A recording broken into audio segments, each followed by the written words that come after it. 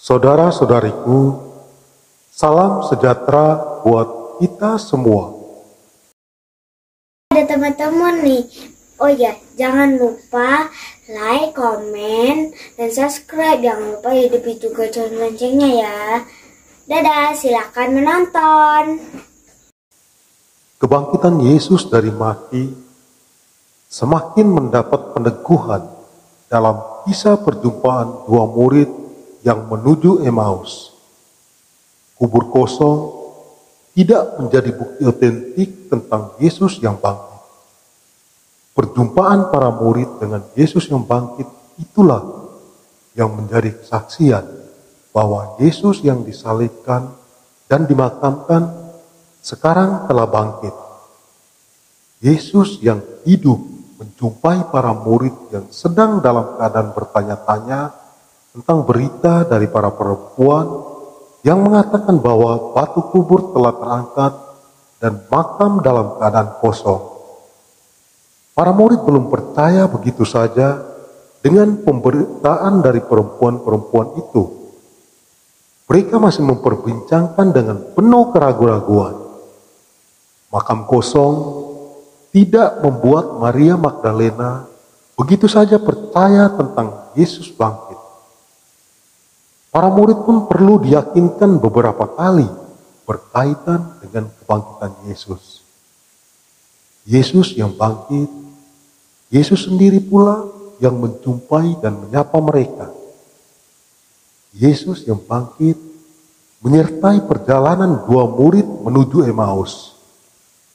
Yesus yang bangkit pun mengunjungi para murid yang sedang dalam kondisi tercerai-berai, bubar setelah peristiwa salib. Para murid kembali pada rutinitas dan kegiatan lama mereka. Para murid belum mengalami kebangkitan, sehingga mereka seperti kehilangan harapan akan masa depan. Dua orang murid yang sedang menuju Emmaus dalam kondisi kecewa dan bingung. Masih tertutup mata hatinya walaupun ditemani oleh Yesus sepanjang perjalanan mereka. Bahkan ketika Yesus membuka pikiran mereka dengan penjelasan dari berbagai kitab suci pun tetap seperti yang terjadi. Mereka tidak segera mengerti dan tidak segera melihat bahwa Yesuslah yang berbicara, mengajar dan menuntun mereka. Yesuslah yang menyertai perjalanan mereka sampai ke Emmaus. Lantas, apa yang menyadarkan mereka? Pemecahan roti dan ucapan syukur atas roti itulah momen istimewa yang menyadarkan dan mengingatkan dua murid itu atas apa yang pernah mereka alami ketika masih bersama dengan Yesus sebelum peristiwa salib. Saat mereka mengulangi kenangan itu, mata mereka terbuka.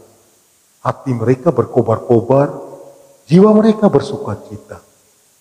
Seketika itu juga, mereka menyadari kehadiran Yesus yang telah bangkit dan yang sudah menuntun perjalanan mereka. Mereka menjadi percaya akan berita kebangkitan Yesus karena mereka mengalami sendiri perjumpaan dengan Yesus. Momen tersebut menjadi titik balik dua murid Emmaus. Mereka yang tadinya meninggalkan Yerusalem dengan nada gusar, momen itulah mengembalikan arah mereka menuju Yerusalem dengan nada penuh sukacita yang tak terlukiskan dengan kata-kata. Rasa lelah dalam perjalanan dan kondisi waktu yang sudah malam tidak mereka lihat lagi. Semangat kebangkitan Yesus yang hidup membuat mereka lupa akan bahaya yang mungkin mereka hadapi dalam perjalanan menuju Yerusalem. Bagi kita, perjalanan yang panjang dengan berbagai permasalahan hidup seringkali menutup mata iman kita. Seperti dua murid Emmaus, tidak jarang kita merasa apa yang selama ini kita perjuangkan nampaknya sia-sia. Tidak ada buahnya, tidak ada untungnya. sudah bekerja habis-habisan, namun tetap saja disalahkan oleh atasan. Sudah menjadi orang Katolik sekian puluh tahun, namun hidup tetap begini-begini saja. Sia-sialah semuanya. Saudara-saudariku yang terkasih, seperti kisah perjalanan dua murid Yesus, kita pun tidak dibiarkan berjalan sendiri.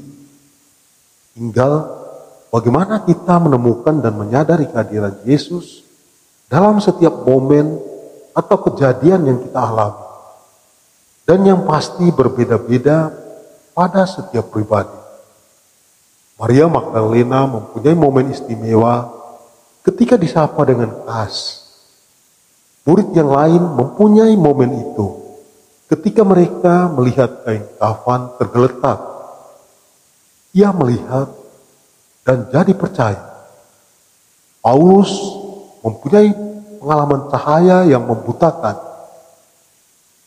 Mari kita mohon rahmat Tuhan agar mata dan hati kita terbuka untuk menemukan dan menyadari kehadiran Tuhan dalam setiap perjalanan hidup kita.